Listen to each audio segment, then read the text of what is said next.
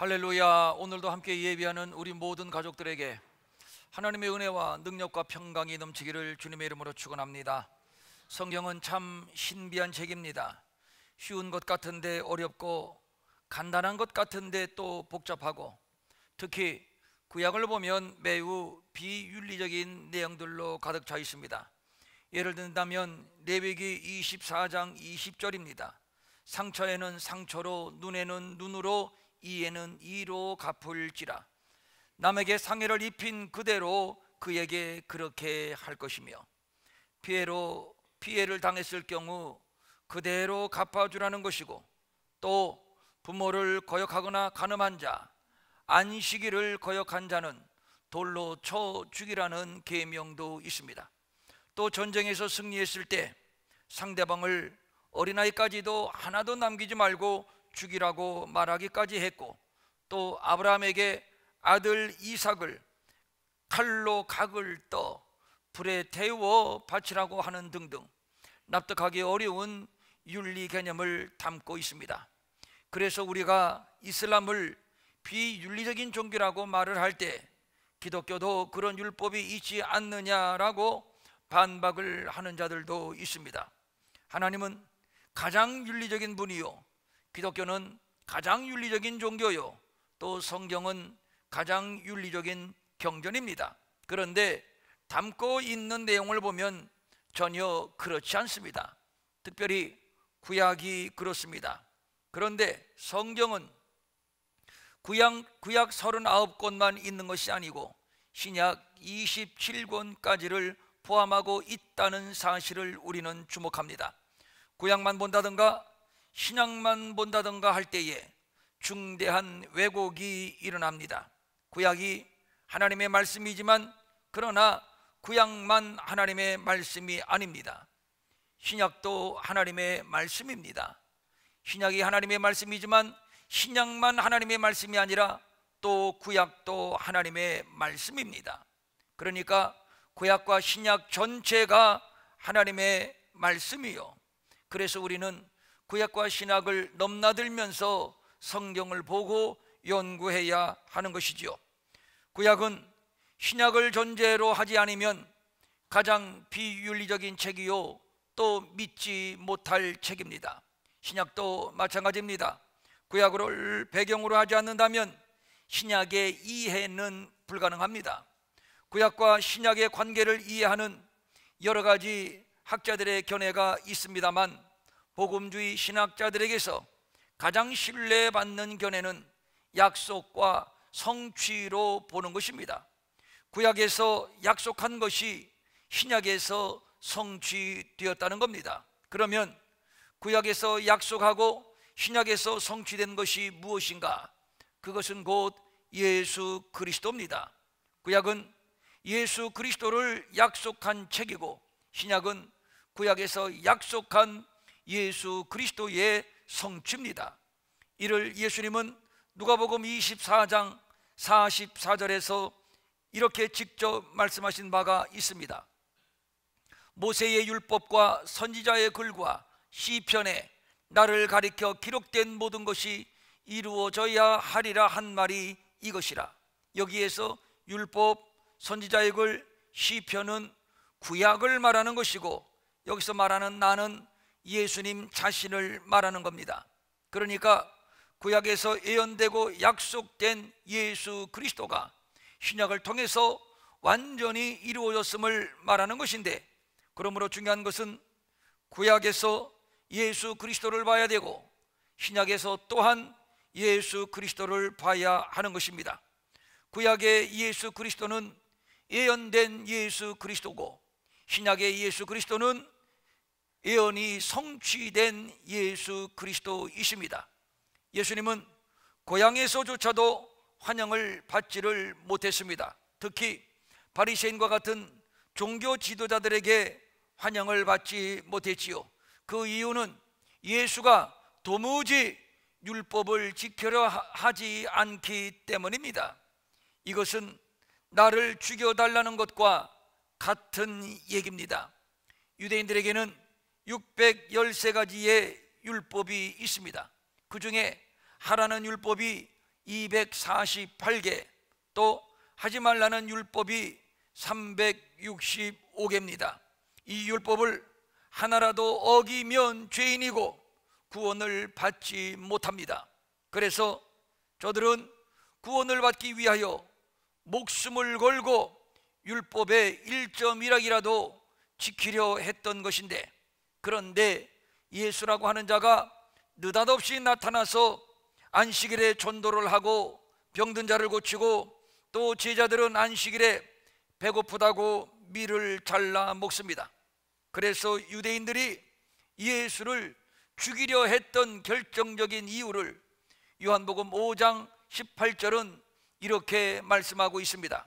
유대인들이 이로 말미암아 더욱 예수를 죽이고자 하니, 이는 안식일을 범할 뿐만 아니라 하나님을 자기의 친아버지라 하여 자기를 하나님과 동등으로 삼으심이러나, 저들의 입장에서 볼 때 예수님은 완전히 율법의 파괴자입니다. 그렇다면 볼 것 없습니다. 당장 죽여야 됩니다. 오늘 함께 읽은 말씀은 예수님의 산상수훈의 한 토막입니다.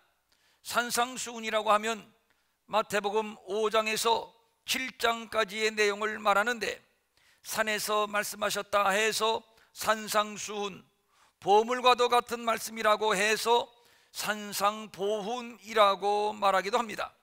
이런 표현으로도 부족해서 천국의 대헌장이라고 하고, 또 수백의 보석으로 꾸며진 왕관이라고 표현하기도 합니다.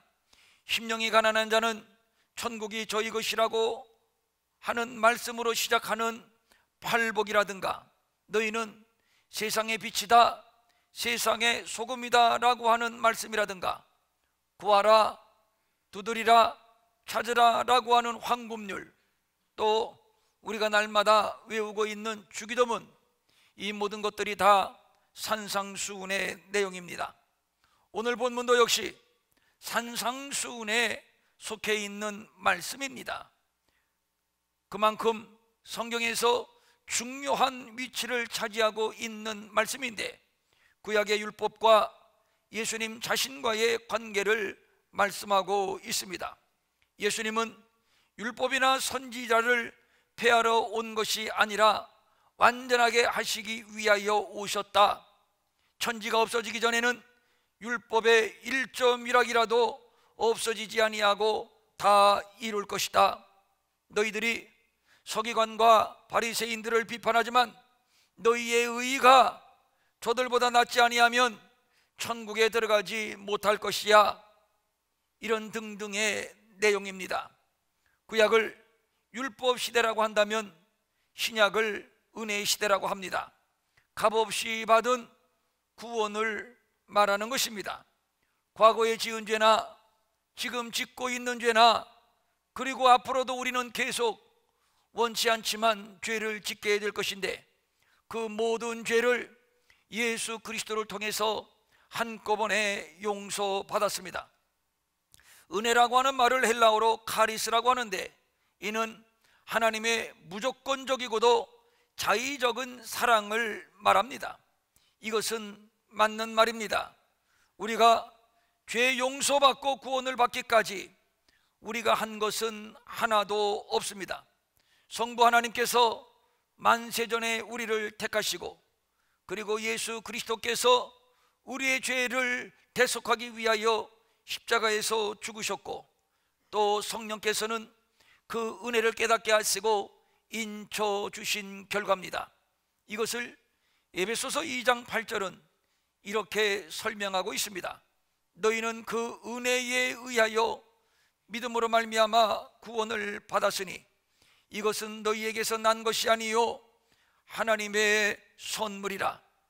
우리에게서 난 것이 아닙니다. 하나님이 주신 선물입니다. 그것도 일방적으로 말입니다.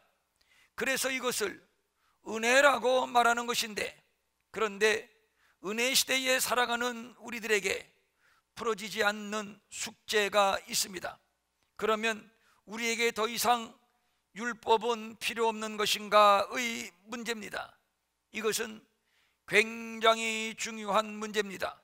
왜냐하면 은혜를 말하면서 자칫 율법은 필요 없다, 율법은 어겨도 된다라는 생각을 하게 되고, 이는 법 없는 그리스도인, 방종하는 그리스도인을 만들기 때문입니다.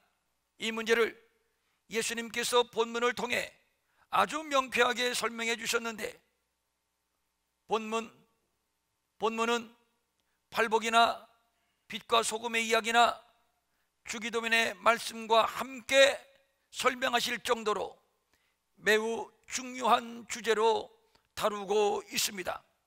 은혜 시대에 사는 우리들이 율법을 어떻게 이해하고 어떻게 대해야 하는가라고 하는 문제입니다. 율법의 역할에 대해서 로마서 3장 20절은 이렇게 설명하고 있습니다. 그러므로 율법의 행위로 그의 앞에 의롭다 하심을 얻을 육체가 없나니 율법으로는 죄를 깨달음이라. 요약하면 율법으로는 절대로 의로워질 수 없고, 율법의 역할은 죄를 깨닫게 한다는 것입니다. 그런데 중요한 것은 죄를 깨닫는 것으로는 이 죄의 문제가 해결되지를 않습니다. 율법은 어디가 아픈가 사진을 찍는 것과 같은 것입니다. 사진을 찍는 것으로 치료가 되지를 않습니다. 그 사진을 들고 전문의를 찾아가야 됩니다. 율법으로 사진을 찍습니다. 죄가 발견됩니다. 그리하여 이제 죽었다, 이제 나는 망했다, 이제 나는 심판받는다 라고 할 때 율법이 다시 우리에게 말합니다. 예수 그리스도에게 가봐. 그분은 너의 죄를 해결해 주실 것이야. 율법이 없으면 죄를 깨닫지 못하고, 죄를 깨닫지 못하니 예수가 필요 없습니다. 그러므로 율법은 반드시 있어야 됩니다. 바리새인들이 예수를 안 믿으려 했던 것, 예수가 필요 없다고 했던 것은 자기들이 율법을 완벽하게 지킬 수 있다고 과신했기 때문입니다. 실제로 저들은 기를 쓰고 율법을 지키려 애쓴 것이 사실입니다. 그러다가 율법을 어긴 사람을 보게 되면 나는 이렇게 철두철미하게 율법을 지키려 했는데 너는 왜 안 지켜? 하면서 무섭게 정죄를 합니다. 율법으로 절대로 속사람을 고치지 못합니다. 물론 겉으로는 얼마든지 신용을 낼 수 있습니다. 노력은 가상하다 할 수 있습니다. 그러나 여전히 죄인입니다. 율법을 지키려 하면 할수록 못 지키겠구나, 도저히 안 되겠구나, 자신의 추한 죄성만 발견하게 됩니다. 그런데 유대인들은 자신 안에 그 죄를 발견하지 못하고 오히려 그 율법을 무기 삼아서 다른 사람들을 정죄하고 판단하고 저주하는 교리주의에 빠지게 됩니다. 그래서 가늠한 여인을 돌로 쳐 죽이려고 예수님께 데리고 왔던 것이고, 또 저들은 기도할 때 이렇게 기도를 합니다. 서서 따로 기도하여 이르되 하나님이여, 나는 다른 사람들 곧 토색, 불의, 간음을 하는 자들과 같지 아니하고 이 세리와도 같지 아니함을 감사하나이다. 이 사실 알아야 됩니다.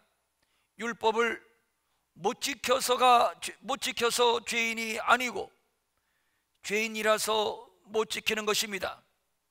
율법을 지키지 못하니 그러므로 너는 죽어라가 아니고, 그렇기 때문에 예수를 믿어 죄 용서받고 살아라, 이것입니다.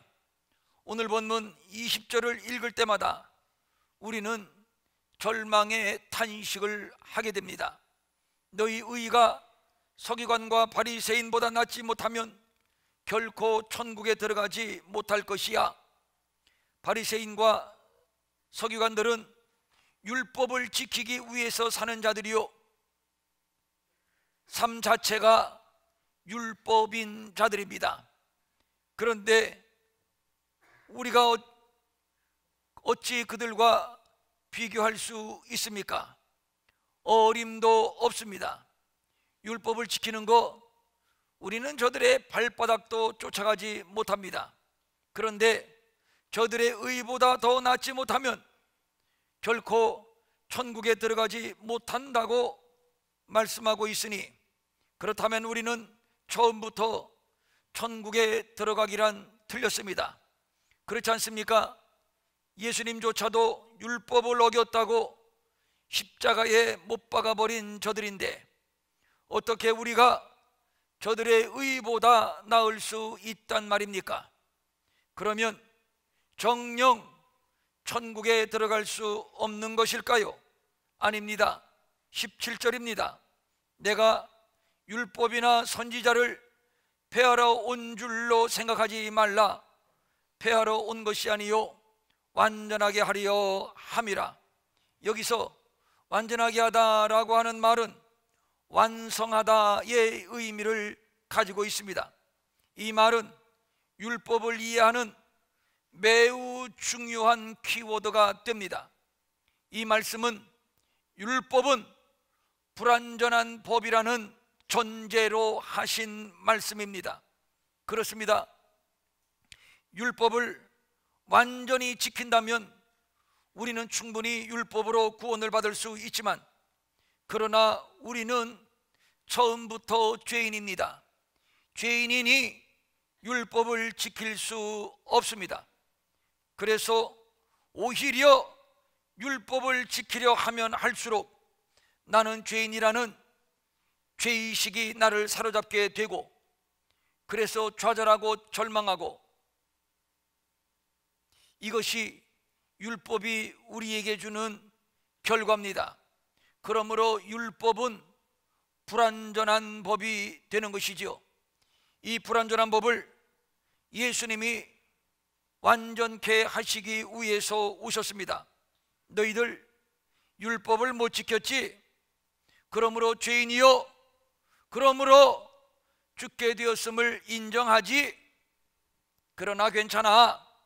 너희들의 주홍같이 붉은 죄, 기눈같이 붉은 죄를 내가 흰 눈처럼 양털처럼 해결해 줄게 하여 그 해결하신 방법이 곧 십자가입니다. 율법을 통해서 예수를 보게 되고 또 예수를 통해서 율법을 보게 된다는 의미가 바로 이것입니다.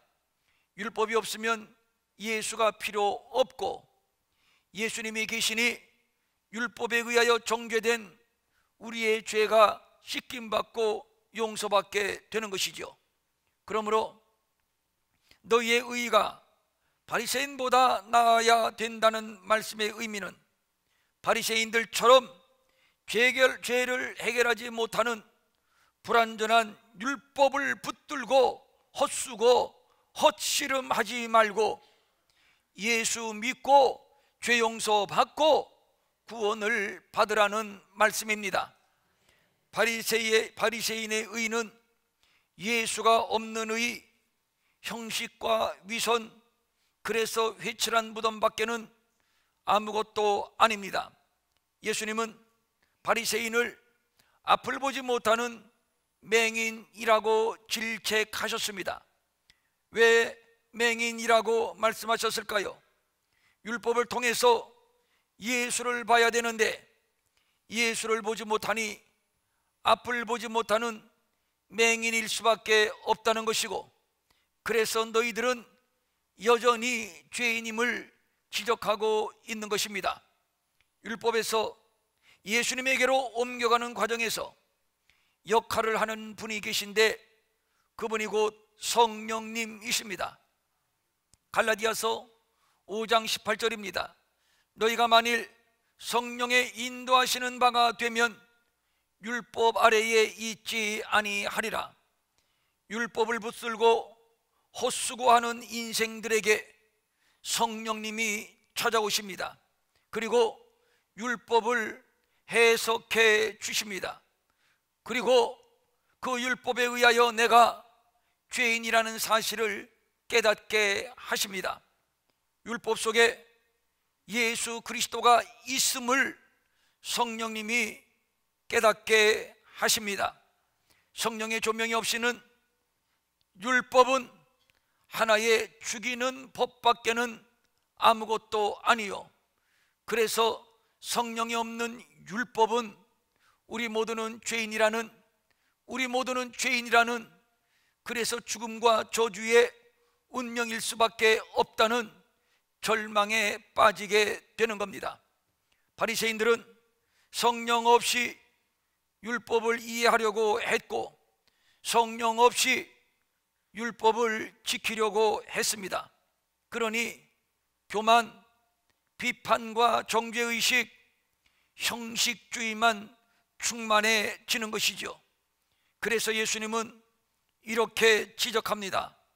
화 있을진저 외식하는 서기관들과 바리새인들이여, 잔과 대접의 겉은 깨끗하되 그 안에는 탐욕과 방탕으로 가득하게 하는도다. 성령 없는 율법은 흉기입니다. 말씀드린 바와 같이 예수님을 십자가에 넘겨준 죄목이 다른 게 아닙니다. 율법을 어겼다는 것이고, 결국 예수님을 죽인 흉기는 다름 아닌 율법이었습니다. 바리새인들이 가늠한 여인을 예수님께 데리고 와서 이렇게 말을 합니다. 모세의 율법에 이러한 여자를 돌로 쳐 죽이라고 명령했는데 선생, 당신은 어떻게 생각합니까? 알고 보니 저들의 손에 들려진 것은 돌이 아니라 바로 율법이었던 것입니다. 또 초대교회의 최초의 순교자 스데반도 역시 마찬가지입니다. 이 사람이 이 거룩한 곳과 율법을 거슬러 말하기를 마지 아니하는도다. 스데반의 제목은 율법을 거슬렀다는 것이고, 그러므로 스데반을 죽인 것은 저들 손에 들려진 돌이 아니라 곧 율법이었던 것입니다. 저들에게 율법은 사람을 죽이는 흉기였던 겁니다. 예수 없는 율법, 사랑 없는 율법의 위험성을 지적하고 있는 것이지요. 사랑은 허다한 죄를 덮는다고 했는데, 그런데 사랑이 없는 율법은 죄를 까버립니다. 그리고 정죄합니다. 그리고 그 율법으로 죽입니다. 한 율법사가 예수님에게 와서 묻습니다. 그 방대한 율법 중에서 어떤 계명이 가장 큰 계명입니까? 예수님이 말씀합니다. 하나님을 사랑하고 내 이웃을 내 몸과 같이 사랑하는 것이야. 그리고 하신 말씀이 이것입니다. 이 두 계명이 온 율법과 선지자의 강령이니라. 온 율법과 선지자, 이것은 구약을 말하는 것이고, 강령이라고 하는 것은 구약성경 전체를 요약한 것이다 라는 의미를 갖습니다. 그러니까 그 방대한 율법, 그 방대한 선지자들의 모든 글들은 다 사랑을 말하는 것입니다. 그래서 마가복음 12장 31절은 사랑보다 더 큰 계명이 없다고 말씀했고, 또 로마서 13장 10절은 그러므로 사랑은 율법의 완성이라고 말씀을 했던 겁니다. 사랑 없는 율법은 수박 겉핥기입니다. 잘못 이해한 것이고 잘못 믿는 것입니다. 율법 안에 들어가면 그곳에 사랑이 있습니다. 제가 선교사님들을 만나면 묻는 질문이 있습니다. 선교사님, 선교를 하면서 가장 힘든 때가 어떤 때입니까? 라고 물으면 그 질문에 거의 모든 선교사님이 똑같은 대답을 합니다. 아무리 애를 써도 저들이 변화되지 않을 때, 그때 정말 힘듭니다. 이런 말을 듣는 여러분 가운데 혹 이렇게 생각하는 분들이 계실지 모르겠습니다. 그러면 뭐하러 그곳에서 고생을 하는가? 그냥 철수해버리면 되지. 맞습니다. 그렇게도 변화되지 않는 사람들과 씨름할 것이 무엇입니까? 그들과 피가 섞였나요? 아니면 살이 섞였나요? 떠나면 그만인데, 그런데 아닙니다. 떠날 수가 없습니다. 그 이유는 사랑 때문입니다. 율법 안에 사랑이 있고 율법의 결론은 사랑입니다. 예수님은 사랑이시고 믿음의 열매, 믿음의 결론도 사랑입니다. 성령의 열매 9가지 열매 가운데 가장 먼저 나오는 열매가 곧 사랑이지요. 바리새인들은 율법을 잘못 오해했습니다. 그래서 율법을 가지고 교만하고 판단하고 이 율법을 들어서 사람을 죽이기까지 했던 것인데, 그런데 예수님은 율법 안에 감추어진 보화와 같은 사랑을 꺼내서 우리에게 보여주셨고 그 사랑을 실천해 주셨습니다. 그리고 그 사랑으로 우리를 죄와 사망에서 건져 주셨습니다. 그래서 예수님은 율법을 완전케 하신 분이십니다. 진실로 너희에게 이르노니 천지가 없어지기 전에는 율법의 1.1획도 결코 없어지지 아니하고 다 이루리라. 율법의 작은 점 하나라도 다 이루어진다는 말씀인데 어떻게 그것이 가능합니까? 충분히 가능합니다. 이미 예수님이 이루셨습니다. 십자가에서 말입니다. 예수님께서 십자가에서 남기신 마지막 한마디가 이것이었습니다. 다 이루었도다. 다 이루었도다. 무엇을 다 이루었다는 것입니까? 여러 해석이 있을 수 있습니다만 불완전한 율법을 다 이루었다는 얘기입니다. 어떻게요? 십자가로. 어떻게요? 사랑으로 말입니다. 예수님이 보실 때 바리새인들은 회칠한 무덤이요 독사의 자식이었습니다. 그들은 율법을 지키려 율법의 토시 하나라도 붙들고 몸부림치기는 했습니다만 그들에게 이웃을 향한 정의감도 있기는 했습니다만 그러나 그들에게 결정적으로 사랑이 없었습니다. 겉으로는 살인하지 않았다고 큰 소리 쳤지만 속으로는 형제를 향해서 한없이 미워했고 미련한 놈이라고 한없이 정죄를 했습니다. 간음하지 않았다고 큰 소리 쳤지만 속으로는 얼마나 음욕을 품었는지 모릅니다.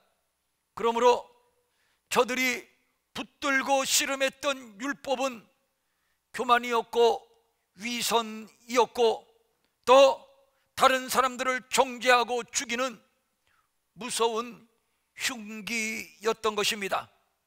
구약에 언급된 613가지의 율법, 이렇게 많은 율법 중에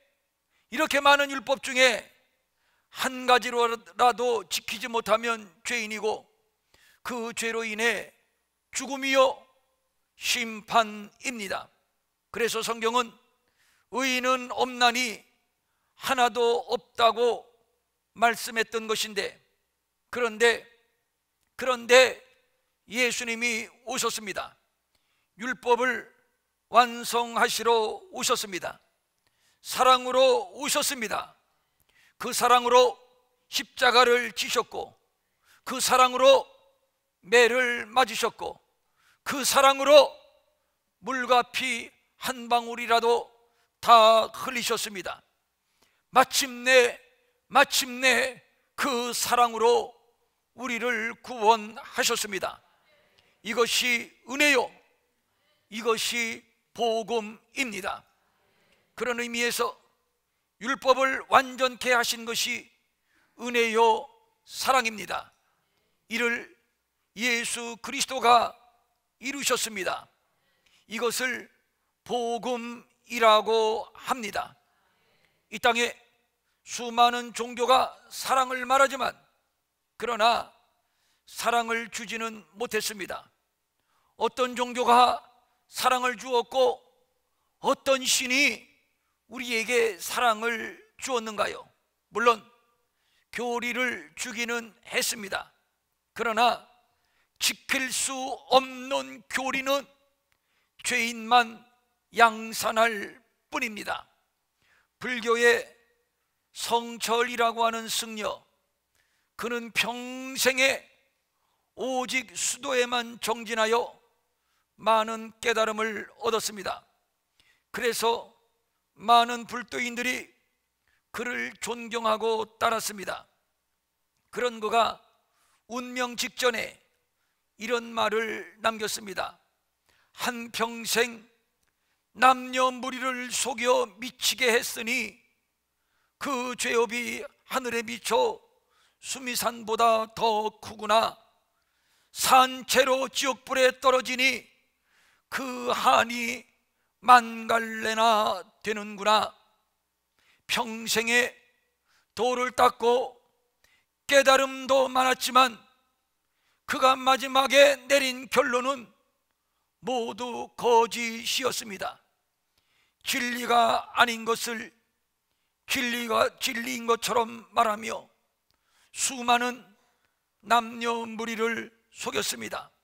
그 죄가 수미산보다 더 커서 산채로 지옥불에 떨어질 것을 생각하니 한이 만갈래가 된다고 그들이 그렇게 존경하는 성철이 탄식을 했습니다.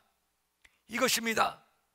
평생을 수도에 정진해서 몸부림하며 죄와 싸웠던 인생, 예수를 만나지 못하니 깨달았다는 모든 진리가 결국에는 거짓이었고 그것 때문에 결국에 지옥불에 떨어지는 것, 이것이 세상 종교입니다.